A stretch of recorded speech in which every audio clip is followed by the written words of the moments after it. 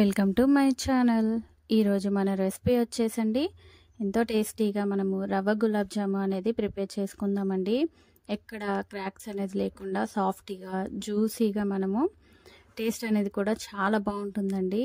ఈ రవ్వ గులాబ్ జాము అనేది ఒక్కసారి మనం కొలతలు అనేది పర్ఫెక్ట్గా తీసుకుంటే మనకి గులాబ్ జామ్ అనేది ఇన్స్టెంట్ గులాబ్ జామ్ ఎలా ఉంటుందో టేస్ట్ అనేది కూడా బాగుంటుంది. చూడడానికి కూడా మనకు అదే విధంగా గులాబ్ జామ్ అనేది వస్తుందండి.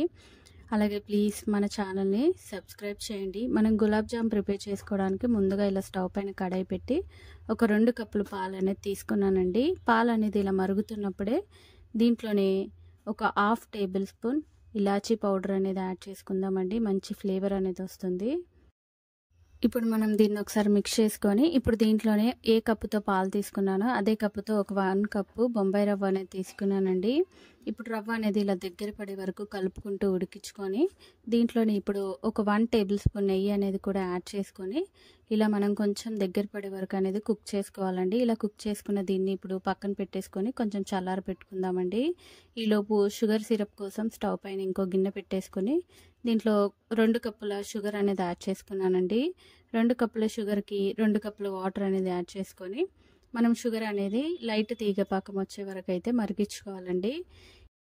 ఈ షుగర్ సిరప్ రెడీ అయ్యేలోపు మనం ఇందాక ప్రిపేర్ చేసుకున్న రవ్వ గులాబ్ జామ్ పిండి ఏదైతే ఉందో దాన్ని ఈ విధంగా చేతులతో బాగా నొక్కి ఇలా ముద్దలాగా అయితే ప్రిపేర్ చేసుకొని ఇప్పుడు దాంట్లోంచే చిన్న చిన్న ముద్దలుగా తీసుకొని మనము ఎక్కడ క్రాక్స్ అనేది లేకుండా గులాబ్ జామున్ లాగా అయితే ప్రిపేర్ చేసుకోవాలండి. చూడండి, ఈ విధంగా నేను అన్నిటినీ గులాబ్ జామున్ లాగా అయితే ప్రిపేర్ చేసి తీసి పెట్టుకున్నానండి.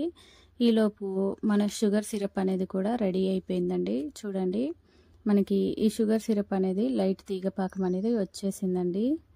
ఒక్కసారి అయితే మనం దీన్ని చెక్ చేసుకొని పక్కనైతే పెట్టేసుకుందామండి.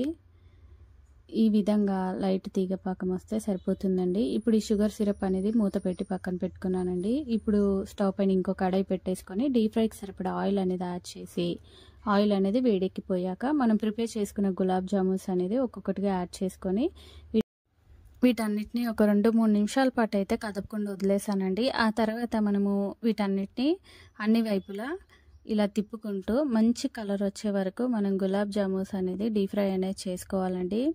చూడండి, ఈ విధంగా మంచి కలర్ వచ్చే వరకు డీప్ ఫ్రై అనేది చేసుకున్నానండి. ఇప్పుడు వీటన్నిటిని అయితే ఆయిల్లోంచి తీసేసుకొని డైరెక్ట్గా మనం ఇందాక ప్రిపేర్ చేసుకున్న షుగర్ పాకం ఏదైతే గోరువెచ్చగా ఉందండి దాంట్లో డైరెక్ట్గా యాడ్ చేసుకున్నానండి.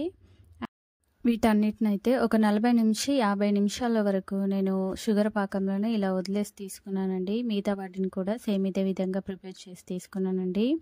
మన రవ్వ గులాబ్ జామ్ అయితే రెడీ అయిపోయిందండి.